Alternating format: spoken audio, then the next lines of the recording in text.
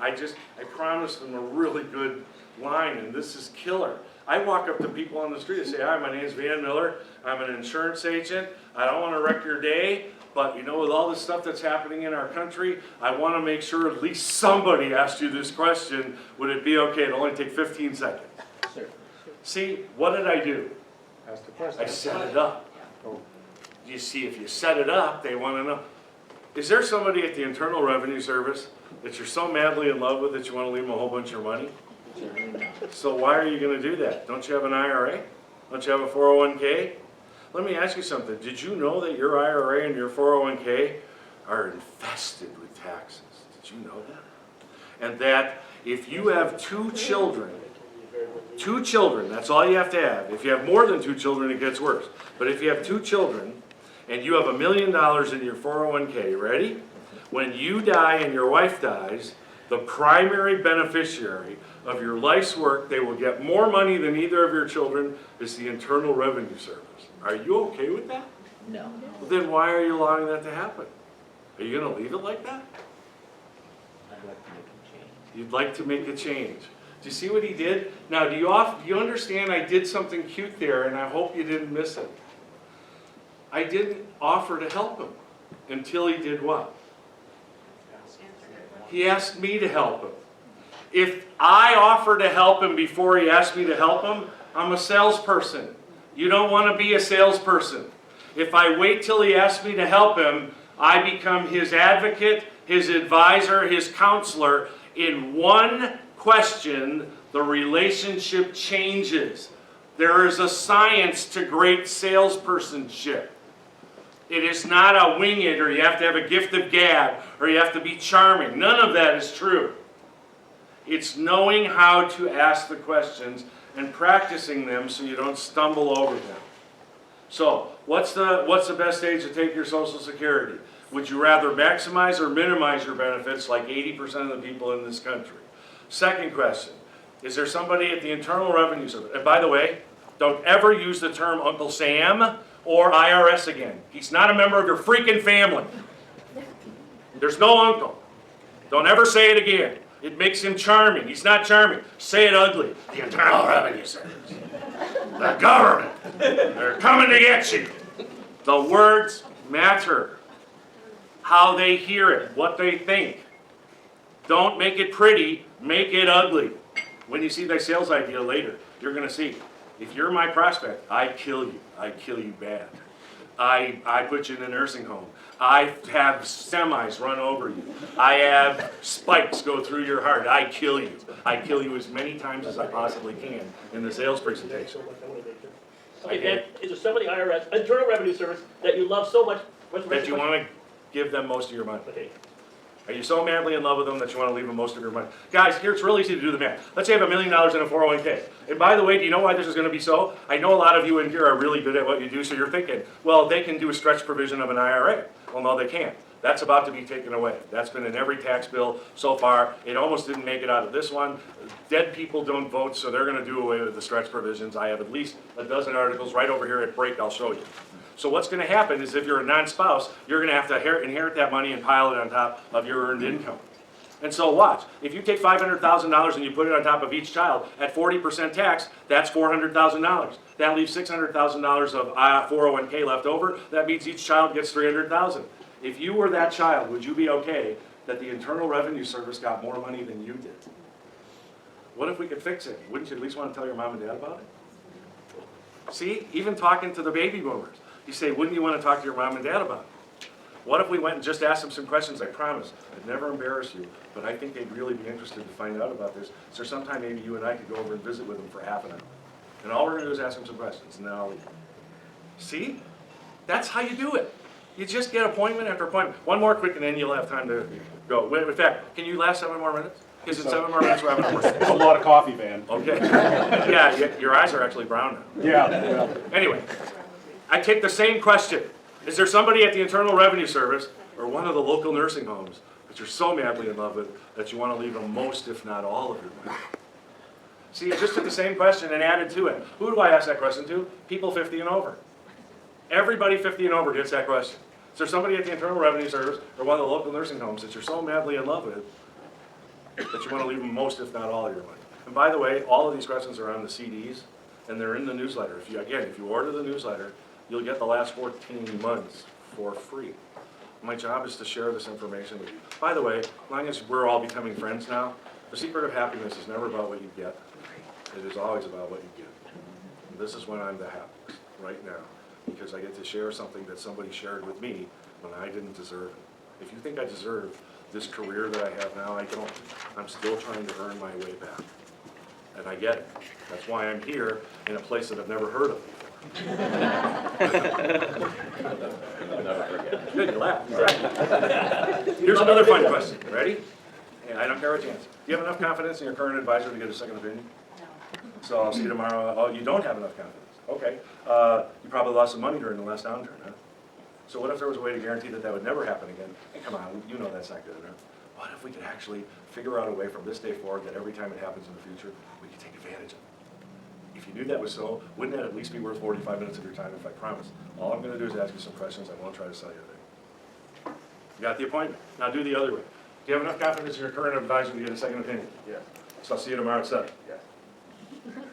See, once you learn how to ask these, it gets really, really, really powerful. You're going to get a break in a minute, but I want to show you a couple of more. These are really important to what we do. How many of you, I know there's a lot of country financial agents here, how many of you still sell life insurance to young families with children? You should be asking, we have a mall in Milwaukee called the Southridge Mall, and on the lower level, they have one of those choo-choo trains.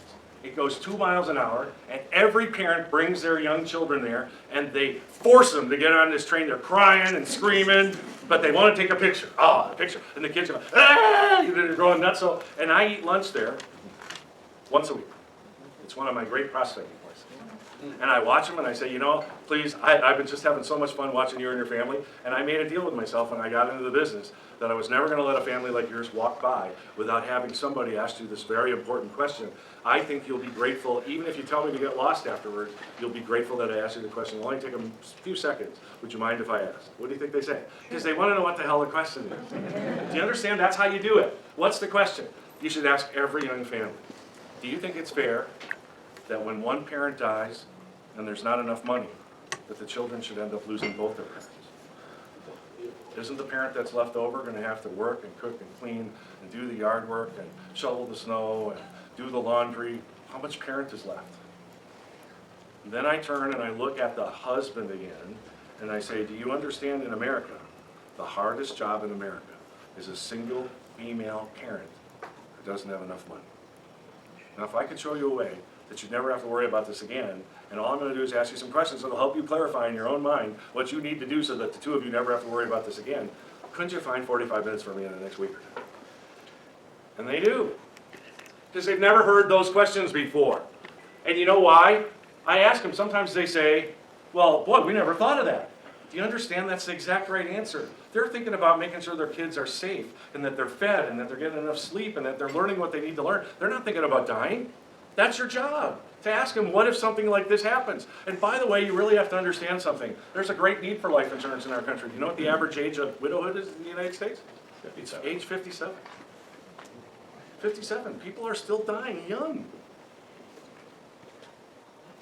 One final one, and then we'll go to break.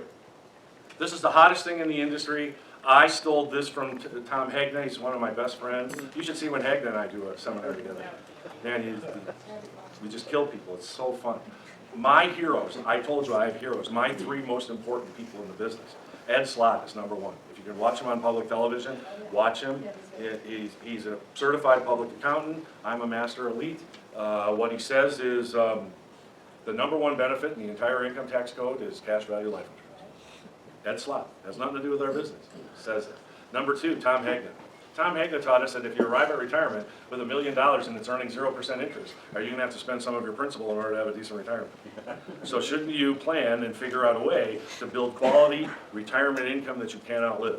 And doesn't he give an example, if you've ever seen him speak, of his parents and his wife's parents? His wife's parents have way more money than his parents do, but his parents live a happy, sane life because they get a check that comes in the mailbox every single month, and they don't have to worry whether the market's going to crash or not crash. That's my second hero. My third is David McKnight. He wrote the book, The Power of Zero. I tease him all the time. He lives about 15 minutes from me. I teach him all the time that I was doing the power of zero before he was born, but he wrote the book first. One of my sales ideas that you're about to see is based on the power of zero. You're going to have the ability to move enormous amounts of money that is being forever taxed to never taxed. That's what we're going to talk about. So, I'm going to pick a certain lady in this room, please. I'm not trying to trick you. I know you're not of the business. I want you to answer exactly as you feel when I ask her, okay? If you had a choice, would you want to be rich, or would you want an absolute positive guarantee that you'd never be poor? Which one? Never be poor. Do you understand? You can ask 100 people, and 98 people will say what she said. It's really important that you understand that most of you sell against your competitive advantage. You try to tell people that you're going to make them rich. They don't care about that. They want to never be poor. And you're the only people on the planet that can guarantee that they will never be poor. You provide a guaranteed income that they can't outlive. Will you be smart out for me really quick because I got to get to break? Say yes. No, you want to be rich. Let me ask you something. If you have a choice, do you want to be rich or do you want an absolute positive guarantee that you'll never be poor? I would be really rich. What if I could show you a way that you could do that faster than you could ever dream of? What if there was actually a strategy that you could put money into, it would guarantee that you'd never lose any money, you'd have enough access to the cash value that every time something bad happened, you could access it, take advantage of the opportunity, and you'd pay little or no income tax liability doing that. When you got to retirement, you could have an income tax-free retirement that you could never outlive, and if you died one day after you started the program, we'd assume that you lived the whole time that you were doing it, and we would pay that money to your heirs, your charity, or your business, and I'm still not done. When you're all done using all the money, we will pay that income tax-free to your family, your favorite charity, or your business. If you knew that was possible, when would you want to get started? Today. You know what I just described? The cash value life insurance policy. That's what I just described to you. Now let me come back to her, because she was kind enough to help. She's not in the business. She helped. She told you the truth. It's very important. Here's my question before I tell you how to answer her.